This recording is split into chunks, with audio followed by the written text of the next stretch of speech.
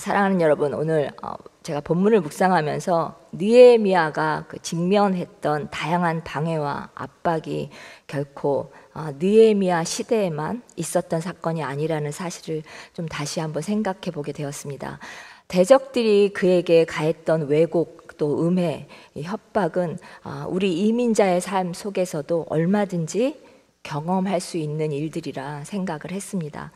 이 자리에 계신 성도님들도 각자의 그 이민 생활의 그 여정을 돌아보면 사실과 다른 말들로 억울함을 겪었던 순간이나 또한 제도적, 문화적 장벽 앞에서 선택의 여지가 무척 좁아졌던 순간, 또는 누군가의 이익 때문에 손해를 감수해야 했던 순간들을 떠올리실 수 있을 겁니다. 이러한 상황 속에서 때로는 마음이 무너지고 낙심하고 또 영적으로도 흔들렸던 그런 경험들이 한두 번쯤은 있으셨을 겁니다. 이것이 사단의 전략임을 알면서도 우리가 넘어지기도 했고, 또는 주님의 뜻을 분별하지 못해서 흔들렸던 경험도 있으실 겁니다. 본문에서 느헤미야는요, 성벽 재건의 마지막 단계, 이제 문짝만 달면 되는 그 순간까지도 대적들의 아주 집요하고 끊임없는 방해를 받습니다. 그들은 그의 생명을 위협하고 또 조롱하고 끊임없이 거짓 소문을 퍼뜨렸습니다. 그럼에도 느헤미야가 흔들리지 않자 대적들은 또 다른 수단을 꺼냅니다. 바로 느헤미야와 친분이 있었던 선지자 스마야를 매수해서 거짓 계시를 전하게 하는 것입니다.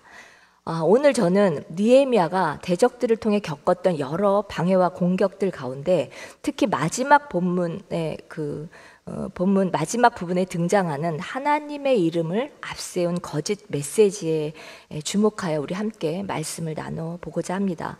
본문 2절부터 보면 대적들은 느헤미야의 마지막 사역을 방해하기 위해 아주 모든 악한 수단들을 동원하죠. 그러나 그렇게 여러 시도가 실패로 돌아가자 그들은 최종 전략으로 종교 지도자인 스마야를 매수해서 느헤미야를 속이고 그게 마치 하나님께서 주신 계시인 듯 꾸며 그를 올무에 빠뜨리고자 했습니다. 느헤미야에겐 이 방법이요, 앞선 공격들보다 훨씬 치명적이었을 겁니다.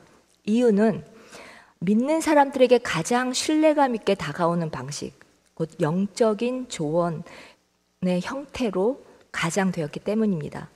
겉으로 보기에는 어떤 사랑의 겉면처럼 들리고 염려의 표현처럼 보이지만 실제로는 하나님의 뜻과는 전혀 무관한 그냥 하나님의 이름을 빌려 전달하는 행위인 것입니다.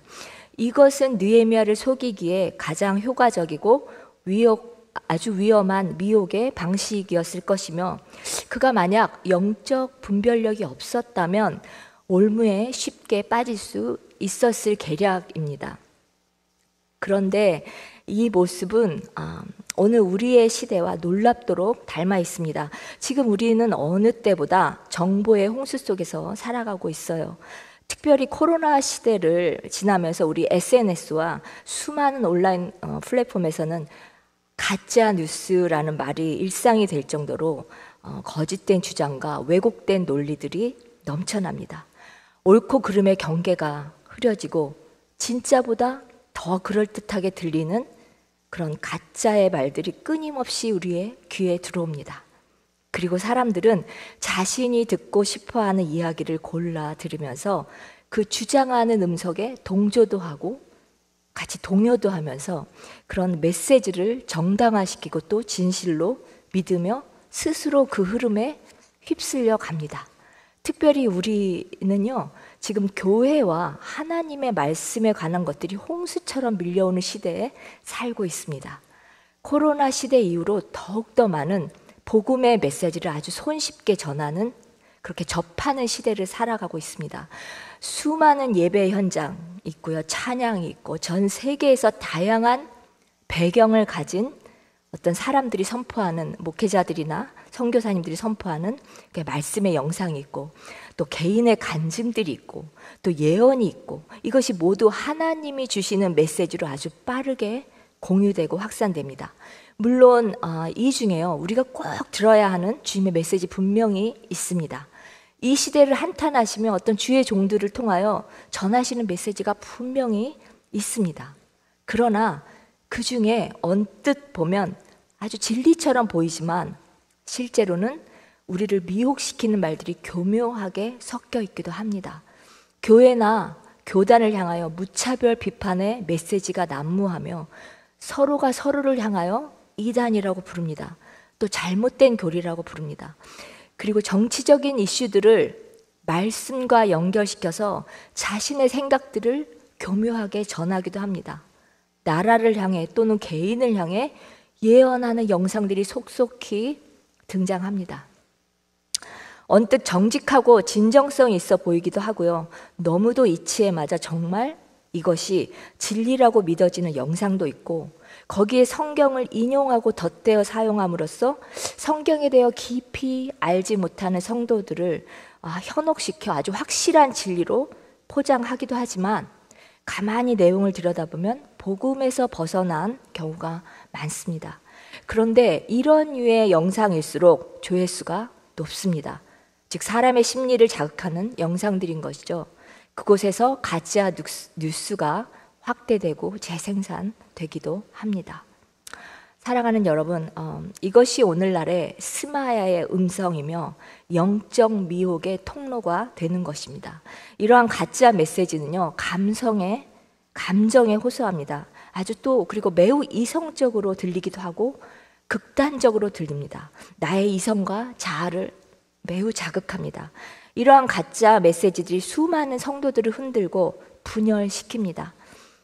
본문 12절에 느헤미야가 깨달은즉 하는 그 기록이 나와 있습니다. 그는 하나님께서 보내신 바가 아니라 도비아와 산발렛에게 뇌물을 받고 내가 이런 예언을 함이라 라고 기록하고 있습니다. 깨닫다라는 뜻이요, 사물의 본질이나 이치를 깊이 생각하여 알게 되었음을 의미하는데, 즉 느헤미야와 같은 기도의 사람이죠, 느헤미야가. 그리고 아주 통찰력이 뛰어났던 사람조차도 깨달아야 되는 거였습니다. 깊이 생각하여만 알게 될 수 있을 만큼 이 미혹의 영이 무섭다는 것입니다. 그렇다면 우리는 어떻게 이런 미혹의 영과 거짓되고 왜곡된 메시지로부터 나 자신을 지킬 수 있을까? 우리 한번 생각해 봤으면 좋겠습니다. 첫 번째로 말씀의 능력입니다. 느헤미야가 스마야의 말을 분별할 수 있었던 비결은 꾸준히 하나님 앞에서 깨어 기도하고 주님과의 교제 가운데 오직 말씀의 기준으로 그 상황을 판단했기 때문입니다. 말씀 안에 모든 지혜와 진리가 있기 때문에 주님이 주신 말씀이 아닌 것을 분별할 수 있는 그 능력이 있었던 것입니다. 은행에는요, 가짜 지폐를 식별하는 그런 기계가 이렇게 옆에 있어요. 그런데 오래된 은행원의 손끝이 더 정확하다는 이야기가 있습니다. 왜냐하면 눈을 감고 세어도 그 가짜 지폐를 금방 식별해낼 수 있는 것은 그가 수많은 진짜 지폐를 만져봤기 때문입니다. 그래서 가짜 지폐를 금방 식별할 수 있습니다. 마찬가지로 오늘 우리에게 주신 분별의 기준은 바로 하나님의 말씀입니다. 많은 소리와 정보가 쏟아지는 시대 속에서 진짜 같은 가짜를 구별할 수 있는 유일한 방법은 하나님께서 우리에게 주신 66권의 성경 말씀을 매일 묵상하며 우리의 모든 판단과 생각을 말씀 기준 위에 세우는 것입니다. 이렇게 할 때 경건한 분별력과 영적 감각이 길러져서 어떤 미혹과 거짓에도 흔들리지 않고 분별할 수 있는 능력이 우리에게 주어지는 것입니다. 비록 우리가 미혹의 시대를 살아가고 있지만 하나님의 말씀으로 우리 자신을 무장한다면 세상의 수많은 어떤 그런 미혹과 유혹이 와도 우리가 견고하게 설 수가 있을 것입니다. 오늘도 저와 여러분 말씀 앞에 깨어 있어서 그리고 기도 가운데 깨어 있어서 분별력 있는 믿음의 길로 걸어나가시기를 주님의 이름으로 간절히 부탁드립니다.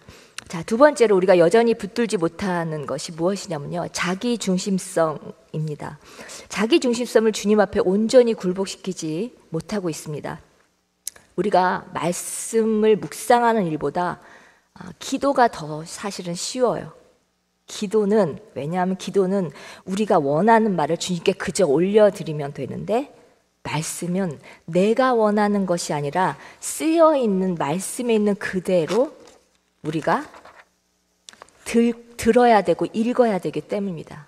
우리는 주님 앞에 서 있으면서도 내가 기준이 되고 싶어하는, 내가 기준이 되어 듣고 싶은 말만 선택하여 듣고 관심 있는 것에만 마음을 두려는 경향이 있습니다. 그러다 보니까 결국 나의 욕구를 만족시켜주는 메시지와 또 그 환경에 스스로 내 채널을 맞추고 그것을 진리인 양 신뢰하며 우리가 따르게 된다는 것입니다. 이것이 바로 우상입니다. 우상이라는 것은 인간이 자신의 바람을 이루기 위해 만들어낸 존재입니다. 왜냐하면 하나님은요, 우리의 생각과 뜻과는 다르시며 우리가 원하는 대로만 이루어 주시지는 않기 때문입니다. 그래서 사람은 자신을 중심에 두고 스스로 원하는 것을 신격화하여 그것을 내 앞에 내 우상으로 두고 그것을 섬기면서 내가 원하는 것을 결국 받아내기를 원하는 것입니다. 사랑하는 여러분, 거짓 메시지에 미혹되지 않으려면요, 우리의 생각과 마음이 정말 주님께 고정되어서 그분의 다스림을 지금 받고 있는지 돌아보아야 합니다. 혹시 나의 왜곡된 관점이나 죄성이 거짓된 메시지를 오히려 반기고 속으로 그것을 갈망하고 있는지는 않은지 깊이 성찰해 보셔야 합니다.